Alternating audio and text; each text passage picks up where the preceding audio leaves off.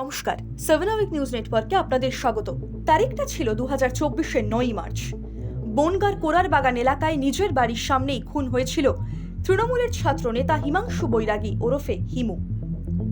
স্বভাবতই এ ঘটনায় তোলপাড় হয় রাজ্য থেকে রাজনীতি।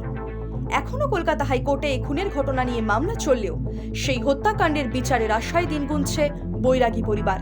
সম্প্রতি রেশন দুর্নীতি মামলায় ইডির হাতে গ্রেপ্তার হয়েছেন বনগাঁর দাপুটে তৃণমূল নেতা তথা বনগাঁ পৌরসভার প্রাক্তন পৌরপ্রধান শঙ্কর আঢ্য। আর এরপরই ফের খবরের শিরোনামে হিমাংশু বৈরাগী খুনের ঘটনা। হিমাংশুর পরিবারের দাবি, এই মর্মান্তিক ঘটনার পর এলাকার প্রভাবশালী নেতা শঙ্কর আঢ্যের বিরুদ্ধে অভিযোগ নিতে অস্বীকার করে পুলিশ। সেই সঙ্গে শঙ্কর আঢ্য ও তার অনুগামীদের বিরুদ্ধে বিভিন্ন সাক্ষ্য প্রমাণ লোপাট এবং সাংবাদিকদেরও প্রভাবিত করার অভিযোগ আনে হিমাংশুর পরিবার। কিন্তু ঠিক কী কারণে এভাবে খুন হতে হয়েছিল তৃণমূল ছাত্র নেতাকে? হিমাংশুর বাবা রাকেশ বৈরাগীর দাবি, 2011 সালে শঙ্কর আঢ্যের স্ত্রী জ্যোৎস্না আঢ্য ছিলেন বনগাঁ পৌরসভার তৎকালীন চেয়ারম্যান। তার বিরুদ্ধে অনাস্থা প্রস্তাব আনতে চেয়েছিল তৃণমূলেরই অপর কাউন্সিলর শম্ভু দাস। সেই আক্রোশ থেকেই শম্ভু দাস ঘনিষ্ঠ বলে পরিচিত হিমাংশু বৈরাগীকে তার বাড়ির সামনেই খুন করে শঙ্কর আঢ্য সহ তার অনুগামীরা।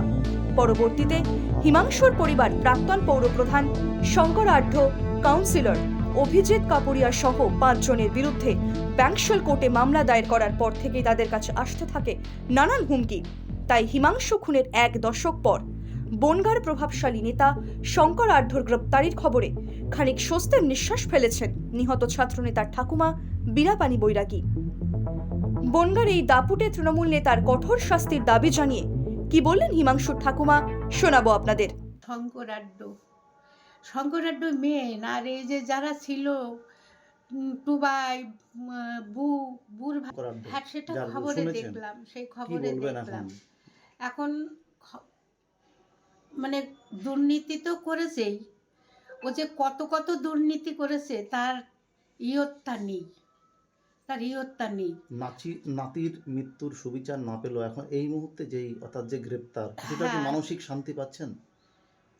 মানসিক শান্তি, সত্যি কথা বলে কোনো এক জায়গাতে আমি যদি অস্বীকার করি সেটা ভুল হবে, কিন্তু কোনো এক জায়গাতে একটা স্বস্তি পাচ্ছি যে হ্যাঁ, উপরওয়ালা হয়তো বিচার করবে। বাপকে ছাড়ে না, কোনো না কোনো পথ ধরে তার সেই শাস্তির পথে এগোতেই হয়। আমি চাইব ও শাস্তি হোক, ও কঠোরতম শাস্তি হোক। শুধু আমাদের না, এরকম আমার মতো আরও অনেকের এরকম ক্ষয়ক্ষতি করে দিয়েছে। আর অনেক বনগাঁর ওর বিরুদ্ধে কথা বলার মতো একটা সময় কেউ ছিল না। কোর্টে দাঁড়িয়ে আমাদের হয়ে উকিল দাঁড়াবে এরকম সাহসও ছিল না। আমাদের কেস আমরা নিজেরাই হিয়ারিং করেছি। এমন দিন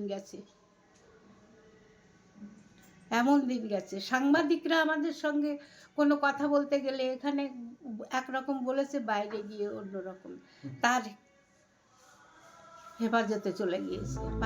তাই শঙ্কর আঢ্যর গ্রেপ্তারির পর যে আরও একবার তৃণমূল ছাত্র নেতা হিমাংশু বৈরাগী খুনের ঘটনা খবরের শিরোনামে এলো তা বলাই বাহুল্য। বনগাঁ থেকে শান্তনু বিশ্বাসের রিপোর্ট, 7 আওয়ার নিউজ নেটওয়ার্ক। আরও বিভিন্ন খবরের আপডেট জানতে হলে 7 আওয়ার নিউজ চ্যানেলটিকে সাবস্ক্রাইব করতে ভুলবেন না, কারণ আপনাদের একটা সাবস্ক্রিপশন আমাদের কাছে অত্যন্ত মূল্যবান। জয় হিন্দ।